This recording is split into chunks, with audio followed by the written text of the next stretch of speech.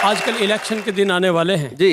अब नेता तो वोट के बगैर नहीं मानते, पर हर एक व्यक्ति अपने अपने ढंग से मानता है।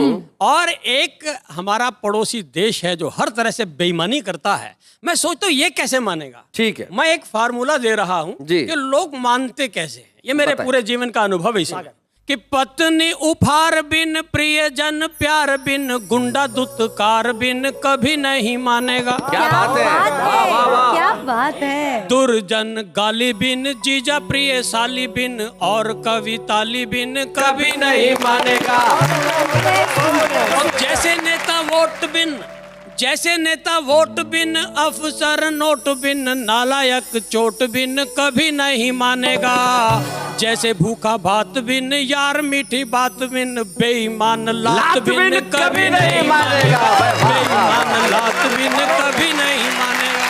बेईमानों को ऐसे सिखाया जा सकता है। और शैलेश जी, एक छंद में मैंने विविध तरह की उपमाएं दी हैं जी। जीवन की जो स्थितियां, जब आप खुश होते हैं जी, तो खुशी अलग अलग ढंग से होती है। बच्चे और ढंग से खुश होते हैं, बड़े और ढंग से खुश होते हैं, नेता और ढंग से खुश होते हैं। जरा देखिए आप, कहिए कि आपको पहली बार वीजा मिले बाहर जाने का, कैसे आप उड़ते हैं। तो देखिए आप कि खुशी नए वीजा जैसी, बालकों को पिज्जा जैसी, सालियों को नए नए जीजा जैसी लगती। वाह वाह। सचिन को बल्ले जैसी, लाला जी को गल्ले जैसी, प्रेमिका को प्रेमियों के छल्ले जैसी लगती। सास को जमाई जैसी, दूध में मलाई जैसी, आपको वो ऊपरी कमाई जैसी लगती। क्या बात है। नंगे को दुशाले जैसी, भूखे को निवाले जैसी, नेता को करोड़ों के घोटाले जैसी लगती। नेता को करोड़ों के घोटाले जैसी लगती। और पांडे जी, हाँ जी, मैं कॉलेज में पढ़ाता हूँ। ये विद्यार्थी जब क्लास फेलो आते हैं, भगवान इनको दो दो आंखें देता है। हाँ। पर कभी कभी ये दो की आंखें चार कर बैठते हैं। जी जी जी। फिर मुझे अपने स्टाइल में इनकी चार आंखें छुड़वा के वापस दो करानी पड़ती है। अच्छा। तो देखिए आप, मतलब आप नजर का चश्मा उतरवा देते हैं। अब चश्मे की भूमिका बता रहा जी। कि क्लास की जो गोरी पर लट्टू हुआ गट्टू, गट्टू।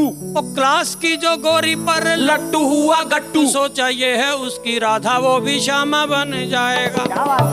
गुरुजी ने बोला प्यारे इश्क विश्क छोड़ दे, तू आदमी से वरना पजामा बन जाएगा। तो पढ़ा लिखा नहीं, घर नौकरी लगी नहीं, तो तेरे संग मेरे जैसा ड्रामा बन जाएगा।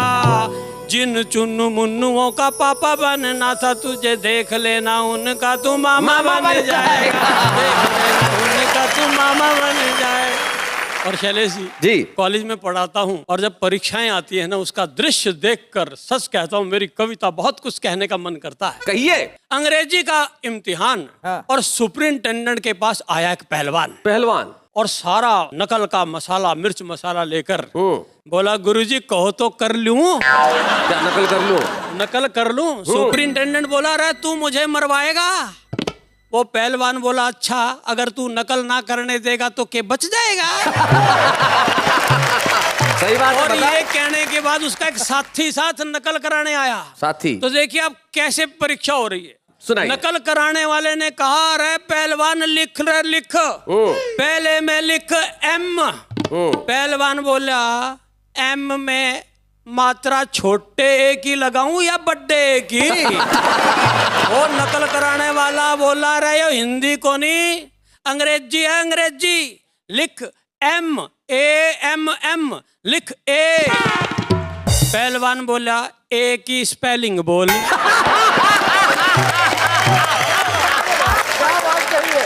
वो बोला नकल कराने वाला तुझे ए भी ना लिखना आता। बोला आता तो फिर तुझे क्यों बुलाता। वो नकल कराने वाला बोला यूं कर, दो डंडे खड़े करके उनके सिर भिड़ा दे और उनके भीतर एक डंडा फंसा दे। वो आगे बोला अच्छा आगे लिख एम। बोला एम की स्पेलिंग बता। बोला रे डब्ल्यू को उल्टा छाप। पहलवान बोला डब्ल्यू की स्पेलिंग तो बता मेरे बाप। वो फिर माथे पे हाथ मार के बोला तू फिर से दो डंडे खड़े करके उनके सिर भिड़ा दे और ऐसे ऐसे दो चिपका दे। वो पहलवान बोला ये अंग्रेजी है या पुलिस का थाना। मैं बोला ये है देश में देश हरियाणा। और दोस्तों अगले दिन था हिंदी और संस्कृत का इम्तिहान। मोलड़ के चेहरे पे मुस्कान नहीं मुस्कान। बोला आज तक मैं पेपर में लठ गाड़ आया हूँ और फुल मार्क्स लेने का जुगाड़ करके आया हूँ। अच्छा। पेपर में आ गया लिखो मुंह में पानी आना। मतलब मैंने लिख दिया कि मैंने टूटी में मुंह लाया और मेरे मुंह में पानी आ गया।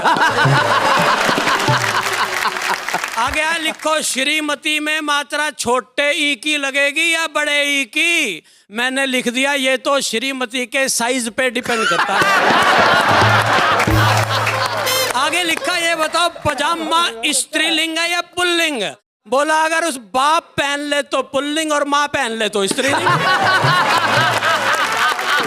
फिर पूछा ये बता पजामा एक वचन है कि बहुवचन। बोला ऊपर थे एक वचन नीचे थे बहुवचन।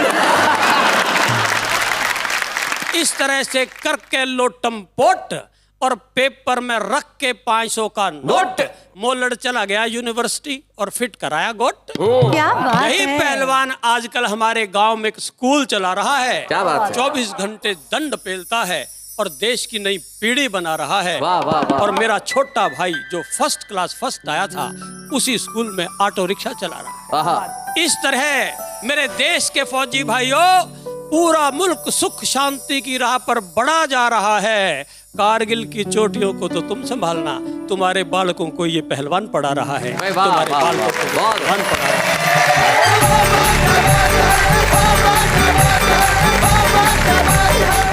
ऐसे और भी मजेदार वीडियो के लिए हमारे चैनल को लाइक, शेयर और सब्सक्राइब करें।